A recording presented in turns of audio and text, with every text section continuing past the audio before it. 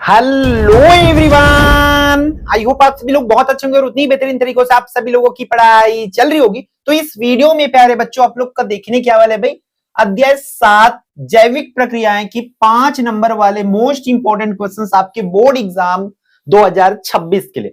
तो पहला क्वेश्चन बच्चों को, जैसे कि हमने चैप्टर नंबर 6 की इंपोर्टेंट क्वेश्चंस को देखे थे 5 नंबर के लिए, वो कंफर्म है मींस उनमें से 2 क्वेश्चंस आएंगे।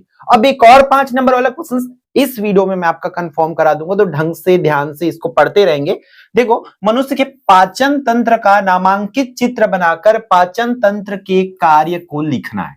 एक तो पाचन तंत्र का नाम लिखना है और पाचन तंत्र के कार्य को लिखना है, सॉरी पाचन तंत्र का चित्र बनाना है, देन उसके कार्य को लिखना है। तो सबसे पहले देख लो उस पर कार्य कैसे होता है। देखो, आहार नली की भित्ति में श्लेष्मा का स्राव होता है। जो आहार नली होती है उसमें क्या होती है बच्चों, वहां पर श्लेष्मा का स्राव होता है, मतलब श्लेष्मा निकलती है, जिससे क्या होती है, मांसपेशियों में क्रमशः संकुचन और फैलाव होता है। ठीक है, क्या याद रखना है कि हमारी जो आहार नाल होती है, ये आहार नाल, वो नली है ऐसा आहार नाल जिससे खाना अंदर जाती है ना। आहार नाल की भित्ति में, जो आहार नाल की वो दीवार है, भित्ति मतलब भित्तिया जानते हैं ना, उससे क्या होता है बेटा, श्लेष्मा निकलता है भैया, ये याद रखेंगे। वो श्लेष्मा की वजह से क्या होता है, उसमें संकुचन होता है, ऐसे सिकुड़ता है फिर फूलता है, फिर सिकुड़ता है, फिर फूलता है, फिर सिकुड़ता है, फिर फूलता है। वो नली जो है सिकुड़ रहा है, फैल रहा है, सिकुड़ रहा है, फैल रहा है। इसके वजह से क्या होता है, भोजन जो है भाई, अब सिकुड़ रहा है तो भोजन, जो यहां भोजन रहेगा वो नीचे चला जाएगा, फिर खुलेगा तो ऊपर का भोजन फिर आ जाएगा, फिर सिकुड़ रहा है। तो इस तरीके से अमाशय तक पहुंचाता है। अमाशय में मुख्य प्रोटीन का पाचन होता है। अमाशय में क्या होता है बच्चों, प्रोटीन का पाचन होता है भाई। हम जो खाना खाए उससे कुछ ना कुछ प्रोटीन मिलेगा, ऊर्जा मिलेगा, उसका पाचन कहां पे होता है, प्रोटीन पे होता है। और अमाशय में ही भोज्य पदार्थ जो है गाढ़े द्रव होकर छोटी आंत से यकृत और अग्नाशय में पहुंचता है बच्चों। इस तरीके से लिखना। तो एक सिंपल सी और इसकी ट्रिक याद रखना, जैसे कि हमें इसका एक काम और करना, जैसे कि हम डायग्राम बनाएंगे तो हर किसी का कार्य बच्चों अच्छे से प्रिपेयर कर लेना नाम सहित। ठीक है, मुख में क्या होता है, भोजन ग्रहण का काम करते हैं। अमाशय में क्या होता है, भोजन का क्या होता है, भोजन जो है उस पर मथ जाते हैं, मतलब छोटी छोटे टुकड़ों में हो जाती है, और प्रोटीन का उसमें पाचन होता है। फिर छोटी आंत में क्या होती है बच्चों, उसमें अवशोषण होता है। फिर बड़ी आंत में क्या करते हैं, मल बनता है, फिर मल द्वार के द्वारा वो बाहर निकल जाता है। इस तरीके से बेसिक चीज है, उसको याद रखना। फिर ये जो डायग्राम है, अभी आप जो डायग्राम देख रहे हो बच्चों, इसको पूरी तरीका से आपको प्रिपेयर कर लेना है। ठीक है, आई थिंक आप लोग को विजिबल हो रहा है कि नहीं हो रहा है, मैं पीडीएफ डाल दूंगा यहाँ पर। पाचन तंत्र का डायग्राम आप अच्छे से प्रिपेयर जो है बच्चों कर लेंगे। नेक्स्ट वन है प्यारे बच्चों, आप लोगों का वो क्या है, मनुष्य में श्वसन तंत्र का नामांकित रेखा खींचकर फेफड़े और कुपिकाओं का एक एक कार्य लिखना है, उसके कार्य को आप लोगों को बता रहा है। तो यहाँ पे ये डायग्राम अच्छे से आपको विजिबल है, इसको पूरे को बच्चों अच्छे से प्रिपेयर कर लेना है भाई। डायग्राम 3 डायग्राम मैं रिकमेंड कर रहा हूं बच्चों, तीनों का तीनों अच्छे से कर लेना। सिर्फ 3 डायग्राम, 3 अंतर, 3 क्वेश्चंस, ये मेरा इस चैप्टर में आपको कराऊंगा। क्या बोला हूं मैं, 3 डायग्राम बोल रहा हूं, तीनों डायग्राम कर रहा हूं, 3 अंतर बोलूंगा, 3 क्वेश्चंस बोलूंगा, इतना करना है। तो ये मनुष्य के श्वसन तंत्र का नामांकित चित्र का अच्छे से प्रिपरेशन कर लेंगे नाम सहित। अब वहां पर, यहां पर फेफड़ों द्वारा गैसों का आदान प्रदान होता है, इसके अंदर श्वास नलिकाएं होती है। अब और ये तो हो गया फेफड़ा का कार्य। अब कुपिकाएं क्या करती भाई, फेफड़ा क्या कर दिया, फेफड़ा तो भैया गैसों का आदान प्रदान करती करके लिखना है। फिर आपको लिखना है कुपिकाएं गैसों के आदान प्रदान के लिए विशेष क्षेत्र उपलब्ध कराती है। फेफड़ा गैसों का आदान प्रदान करती है तो उसको जगह कौन प्रदान करते हैं भैया, ये आपकी कुपिकाएं प्रदान करती है। हृदय में जाने वाला रक्त यहाँ ऑक्सीजन युक्त होता है। इस तरीके से आप दोनों के कार्य को आप लिख सकते हैं। फिर हृदय का ये वाले देखो, मॉडल पेपर्स में तो इसको दे जरूर दिया गया है बच्चों, बट एक चीज हुआ है कि ये जो है 2025 बोर्ड में आ चुका है बच्चों, इसलिए चांस कम है। तो मैं इस क्वेश्चंस को छोड़ करके, हृदय को छोड़ करके मैं आपको करने बोलूंगा बच्चों, ये वाला टॉपिक क्या दिया हुआ है, रियो के पत्ती का स्टोमेटा का चित्र बना करके 2 कार्य बच्चों आप लोगों को प्रिपेयर करना है। तो ये जरूर करेंगे। तो देख लो बच्चों, यहाँ पे क्या दिया हुआ है आप लोगों का, कि आपको ये रियो की पत्ती बनाना है, ये स्टोमेटा लिखा हुआ है, रक्षक कोशिका लिखा है, पिंडिमल लिखा हुआ है, फिर क्लोरोप्लास्ट लिखा हुआ है। ठीक है, तो ये कर लेना। फिर इसके कार्य पूछा जाता है, तो 2 कार्य बच्चों इस तरीके से। ये क्या करता है, वाष्प उत्सर्जन क्रिया का नियंत्रण करता है। पहला क्या लिखेंगे, स्टोमेटा पत्तियों की खुलने व बंद होने की क्रिया से बंद और खुलता है, जिससे वाष्प उत्सर्जन की क्रिया का नियंत्रण करती है और गैसों का आदान प्रदान करती है। दो कार्य, इसको लिखना बच्चों, याद रखना, किसका, इसका। फिर यहां पर मोस्ट इंपॉर्टेंट अंतर, आपको 3 अंतर बोल रहा हूं, तीनों का तीनों अंतर बहुत अच्छे से भैया आप प्रिपेयर कर लो, ताकि आपकी जो तैयारी है बहुत अच्छे से बच्चों ये हो जाए। तो देख लो भाई, ऑक्सी श्वसन और किस पर देखेंगे, अनऑक्सी श्वसन पर देखेंगे। तो ऑक्सीजन की उपस्थिति में भोज्य पदार्थों का ऑक्सीकरण होता है, ऑक्सीकरण ऑक्सी श्वसन कहलाता है। ठीक है, जब श्वसन किसके तो होता है, ऑक्सीजन की उपस्थिति में भोज्य पदार्थों का ऑक्सीकरण होता है। जब ऑक्सीकरण ऑक्सीजन की उपस्थिति में होता है, ये लिखना है। और यहां पर अनऑक्सीकरण, ये क्रिया क्या होती है, ऑक्सीकरण ऑक्सीजन की अनुपस्थिति में होता है, ये दिमाग में रखेंगे।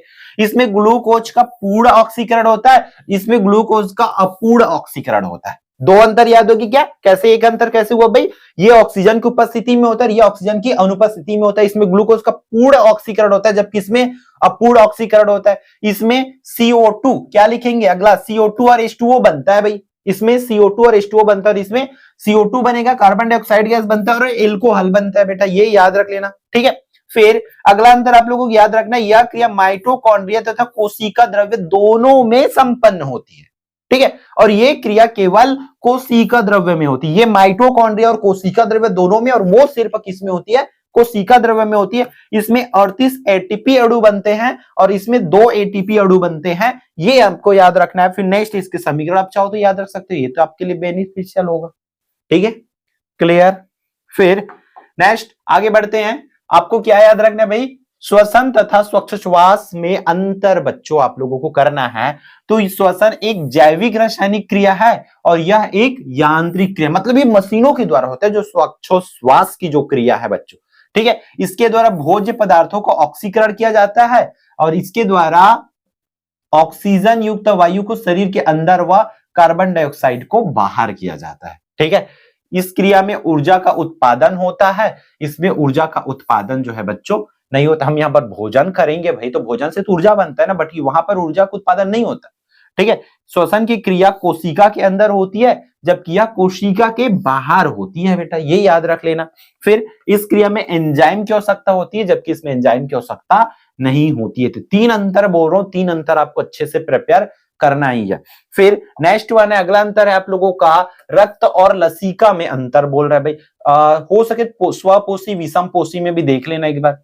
ठीक है, रंग कैसा होता है, रक्त की रंग जो होती है लाल, लसिका की रंग कैसा होती है, हल्का पीला होती है।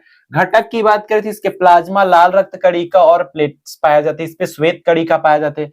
प्रोटीन इसमें अधिक होता है, इसमें प्रोटीन कम होता है। इसमें प्रवाह इसका तेजी से होता है, इसके धीमे गति से होता है। इसमें परिसंचरण तंत्र पाया जाता है, जबकि इसमें लसिका तंत्र पाया जाता है। इसका काम क्या होता है बच्चों, रक्त का काम होता है ऑक्सीजन, पोषक तत्व, हार्मोन का परिवहन करना, ऑक्सीजन को शरीर के विभिन्न भागों तक पहुंचाना।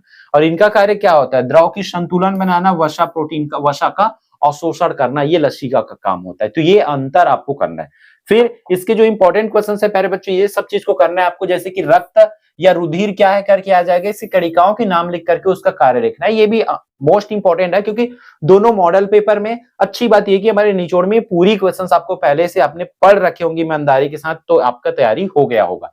ठीक है, रुधिर पूछा जाए या रक्त पूछा जाए, क्या बताओगे, रुधिर एक तरल संयोजक है जो गहरे लाल रंग की होती है। ठीक है, रक्त तो जानते हो ना भाई, वो रक्त क्या रंग की होती है, गहरे लाल रंग की होती है। इसके मुख्य घटक क्या नाम है, प्लाज्मा व रक्त कणिकाएं होती है। तो रक्त कणिकाओं के नाम क्या क्या है, लाल रक्त कणिका, श्वेत रक्त कणिका, पट्टिकाणु, है ना, ये ऐसा भी लिखा रहता है, पट्टिकाणु ऐसा भी लिखा रहता है। रक्त प्लाज्मा, ये 4 रक्त कणिकाएं हैं भैया, इसको याद रखना है आप लोगों को, लाल, श्वेत, पट्टिकाणु और रक्त प्लाज्मा करके। ठीक है, अब इसके काम को देखते चलो, क्योंकि पेपर में पूछा जाएगा तो काम भी पूछे जाएंगे। तो इसमें हीमोग्लोबिन पाया जाता है। ठीक है, जो लाल रक्त कणिका होती है उसमें हीमोग्लोबिन पाया जाता है, जो क्या करता है, O2 के वाहक का कार्य करता है। मतलब ऑक्सीजन को भाई हमारे शरीर के एक हिस्से से, मतलब शरीर से, मतलब फेफड़े से शरीर के विभिन्न हिस्सों तक और विभिन्न हिस्सों से फेफड़ों तक लाने में काम कौन करता है, लाल रक्त कणिकाओं के माध्यम से होती है। श्वेत रक्त कणिकाएं क्या होती है, ये हानिकारक जीवाणुओं को तथा मृत कोशिकाओं का भक्षण कर उन्हें नष्ट कर देती है। मतलब ये हानिकारक जीवाणुओं को नष्ट कर देती है और ये हमें विभिन्न प्रकार की बीमारियों से हमारी क्या करती है बच्चों, रक्षा करती है। कौन भाई? श्वेत रक्त कणिकाएं, ये इनका बहुत बड़ी रोल है हमारे बॉडी में। फिर पट्टिकाडु की क्या बात है बच्चों, ये रुधिर का थक्का बनाने में मदद करते हैं। मतलब जैसे हमारे हाथ को लग दिया, पैर को लग दिया, तो ऐसा तो नहीं कि एक बार लग दिया तो खून बहते ही रहेगा, खून तो नहीं बहते रहता, वो रुक जाता है ना। तो वो रुकता किसके वजह से भैया? ये आपके भाई साहब है कौन? पट्टिकाडु कोशिका, इसके मदद से होती है। ठीक है। फिर रक्त प्लाज्मा क्या करती है? रुधिर का तरल भाग है, इसमें बहुत से लवण, ग्लूकोज, अमीनो अम्ल, प्रोटीन, हार्मोन ये पाए जाते हैं। इन्हीं पदार्थों को ये संवहन करता है, मतलब इस चीजों को ये शरीर के विभिन्न भागों तक पहुंचाते हैं। कौन? रक्त प्लाज्मा। फिर क्वेश्चन नंबर 7 क्या बोल रहा है? प्रकाश संश्लेषण अभिक्रिया की परिभाषा लिखकर प्रक्रिया का रासायनिक समीकरण प्यारे बच्चों आप लोगों को लिखना है। तो प्रकाश संश्लेषण की परिभाषा क्या हो जाएगी? एक तो प्रकाश संश्लेषण वह प्रक्रिया जिसमें देखो पूरी चीजों को लिखना है। पौधे सूर्य की उपस्थिति में क्लोरोफिल की सहायता से, सूर्य की प्रकाश की उपस्थिति में क्लोरोफिल की सहायता से कार्बन डाइऑक्साइड और जल से भोजन बनाते हैं तथा ऑक्सीजन गैस उत्सर्जित करते हैं। देखो कार्बन डाइऑक्साइड और जल जो है सूर्य प्रकाश और क्लोरोफिल की सहायता से ग्लूकोज और ऑक्सीजन बनाते हैं। ये सिंपल से आप इस चीजों को लिख सकते हैं। क्लियर? फिर समीकरण को लिखना है। अगला क्वेश्चन है अमाशय में स्रावित HCl का कार्य आप लोगों को लिखना है बच्चों। हाइड्रोक्लोरिक अम्ल का क्या कार्य होता है? तो ये देखो प्रोटीन का पाचन होता है, इससे मतलब इसी की वजह से प्रोटीन का पाचन होता है। दूसरा, हानिकारक सूक्ष्म जीवों का विनाश करता है, भोजन को सड़ने से बचाता है। एक तो प्रोटीन का पाचन करता है भाई, दूसरा काम करता है भाई सूक्ष्म जीवों, जो हमारे पेट में सूक्ष्म जीव है, कीड़े मकोड़े हमारे पेट में पाए जाते हैं, उसको भी ये बेचारा खा जाता है। कौन भाई? HCl। फिर भोजन को, जो खाना खाएं उसको सड़ने से बचाता है। कौन? ये भाई अमाशय। फिर रुधिर के कार्य पूछा जाता है बच्चों। रुधिर के कार्य लास्ट टाइम जहां तक मुझे याद है 2020 में ABC सेट में आया था बच्चों, इसलिए इसको आपको बहुत अच्छे से प्रिपेयर करना है। तो ऑक्सीजन का परिवहन बोल दिया भाई। तो ऑक्सीजन का परिवहन सबसे पहले यही याद रखो, रुधिर क्या करता है? ऑक्सीजन का परिवहन करता है, मींस शरीर के विभिन्न भागों तक ऑक्सीजन को लाने ले जाने का कार्य करता है। कार्बन डाइऑक्साइड का निष्कासन करता है। रुधिर के वजह से ही ऑक्सीजन का परिवहन होता है और कार्बन डाइऑक्साइड का परिवहन निष्कासन होता है। पोषक तत्वों का परिवहन करता है और अपशिष्ट पदार्थों का निष्कासन करता है। इस तरीके से आप 3-4 आप याद जरूर रखेंगे बच्चों, ताकि आपकी तैयारी बहुत अच्छे से हो पाए। अगला है जो है बच्चों, मानव में रक्त के दोहरे परिसंचरण तंत्र को समझाइए। ये क्वेश्चन दिया जा सकता है, इसलिए ध्यान से इसको करेंगे।